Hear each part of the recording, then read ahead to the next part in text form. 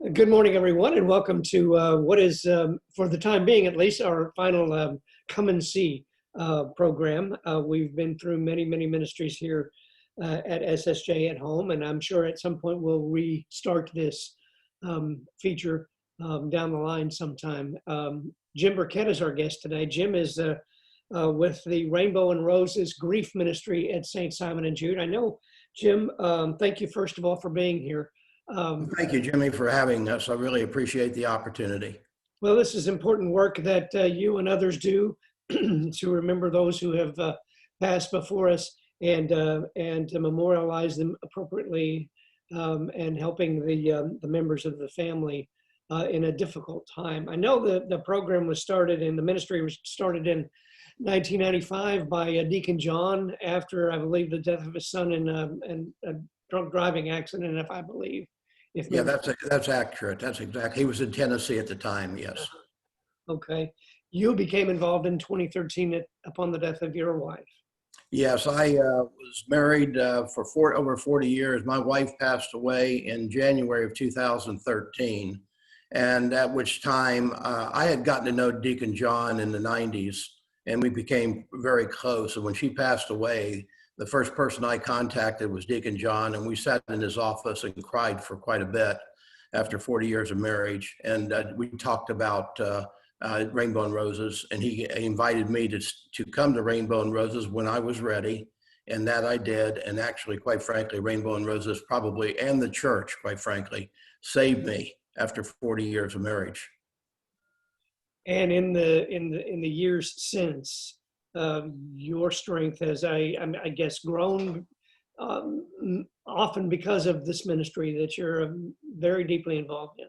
Absolutely. You know, Jimmy, it's a ministry that nobody really wants to become a part of, but eventually we all are going to be. And what this ministry has done is created a support group for others. We reach out to every family member who lost a loved one at the time of their death. We make sure that we send them, they get a letter from us explaining Rainbow and Roses, the purpose of Rainbow and Roses, and then we assign each individual with a facilitator. And there's 6 facilitators in our group right now. They're all volunteers. They've all lost someone, and they've all therefore share in the grief of anyone that we reach out to. We try to assign a facilitator that has actually lost a similar loved one. So if you lost a parent, you're going to get a facilitator who lost a parent. You lose a child, you're going to get a facilitator who lost a child. You lose your spouse, whether it be a female spouse, you're going to get a female facilitator. And with the male spouse, you're going to get one of the male facilitators. So we reach out to everybody. Each of those losses, I would guess, brings with it a type of grief that is unique to that particular loss, I would think, right? The loss of a child different than the loss of a mother or the loss of a wife.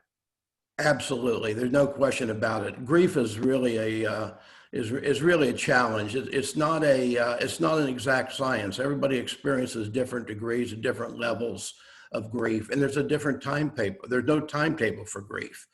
We have people that have joined us after 6 years of being without their loved one, and we have people that have joined us, within a week or so after they've lost a loved one.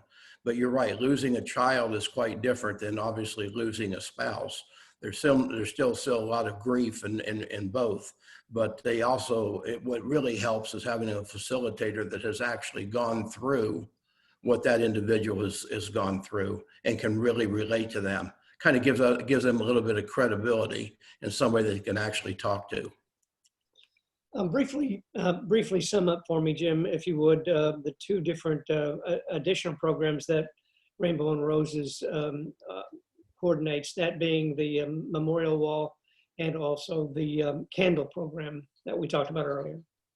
Well, the Memorial Wall is recent and was developed by Father Pat. And that's the ability to recognize anybody that has lost a loved one over a period of time.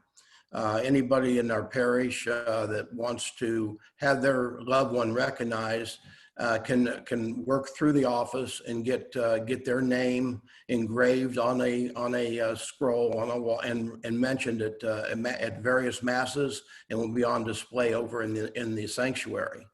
The candle program started back in 2013, and that was a program where we recognized anybody that passed away in that year from November to October. And that is at the All Souls Day Mass. And that's been going on now for, I believe this was our 8th All Souls Day Mass, in which we've given candles out to parishioners who have lost a loved one and had a funeral in our parish. We started that program. The candles we have a memorial mass on All Souls Day, November 2nd. That candle is labeled with their lost loved one. The family, friends, relatives are invited to join them. Their name is read off at the Mass, and they are brought forward. They come forward. Father Pat lights the candle. That candle is blessed, goes over and is placed at the feet of the Holy Family, and remains there for a period of time, after which they will be notified, and they can pick that candle up and have it as a remembrance of their loved one. Jim, tell me how often you all get together as a group for the meetings, and how do you get together at this time? Well, Rainbow and Roses is a group. Basically, our facilitators are all volunteers. We scheduled our meetings prior to COVID-19. We had a meeting the first and third Thursday of every month. We meet at 10 o'clock in the morning. We meet in the ministry house down on the campus of SSJ. As I stated, when there's a funeral, the office notifies us that someone has passed away, and they give us a fact sheet. And that fact sheet has details of who the next of kin is, contact information, and relationship. We then assign that person to a facilitator, send out a personalized letter to that family member or that relative, and invites and lets them know that they're not alone, that this is a facilitator that is going to be in contact with them, and let them know about the meetings, and will stay in touch with them. That facilitator will always be available. Rainbow and Roses is a pass-through group. So you come into the group, and hopefully we get you through the grieving process, and you move on, you come back, but we never leave that group. So they will always be part of us. COVID-19 has really changed everything. Obviously, we cannot no longer meet at the church at this particular time, but our work doesn't stop. We continue to reach out. We continue to get the fact sheets. We continue to send out the letters, the personalized, and every letter is personalized. So it doesn't, if it comes from a facilitator who lost, their story is told to that person. So they know that they have someone that they can communicate with. So that continues. And what we do then after the letter is we're in phone contact with these people. We make sure that they know that they're not alone. We provide them grief support. We provide them with resource information that the parish has available to help people that have lost someone. A lot of widows, for example, that didn't have any knowledge of financing or how to do and balance a checkbook, or things like that.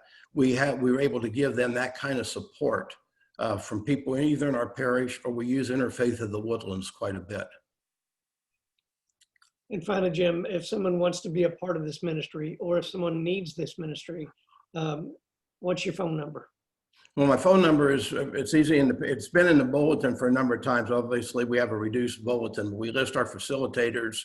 Everybody has their email and their phone number there. Mine is, my phone number is 713-882-9230. And if you can see this, I printed it for you. I don't know if that shows up. I have to go backwards. All right, it's J. No, Pardon? You can see it. Can you see it right way? It looks backwards to you, but it looks. Yeah, there you go. There we go. Okay. That's my email address, and Jim, you can post that on. It is on Flock Notes, I believe, and I am a coordinator. I'm a facilitator. As I said, we have 6 of them. I'm not the leader. We're all 6 equal volunteers in this. I just happen to be a spokesman. Okay, Jim, JF Burke at sbcglobal.org .net, yes. and JF Burkett, SBCglobal.net. not to be confused with Jim Burke. We are talking. No, I get a lot of his emails, though, I'll tell you. And he gets a lot of mine, but we're good friends. Jim Burke and I are very good friends. He just got a little bit lazy with his name. I added ETT to mine. And you got him back on the email address. I did. That's exactly right. That's exactly right. And what we do, and we want to make sure that everybody, we try to reach out to everybody, but we've really become kind of a non-denominational grief ministry. And we have members in our ministry, in our group, that are not Catholics. And they found out about us, and we share. We don't show a lot of videos, but we share, we laugh, we cry, we create, and we try to promote opportunities that your life isn't over when you lost someone. There is the ability to move forward, and we have created a funeral ministry, for example, out of Rainbow and Roses, that meets, that actually works at funerals of people, helps them go through the entire process. We also have then the widow and widowers group, or the senior social singles, that people will move into after they are ready to become more social. And then, of course, the older group is the Love Lighters, which is we play games and bingos and so on. So it's not the end when somebody passes away, even though it feels that way. And, Jim, thanks for being with us. Jim Burkett today. We appreciate your time, and let us know if we can help you in any way. Thank you, Jimmy. I really appreciate you having me. Have a good day. All righty.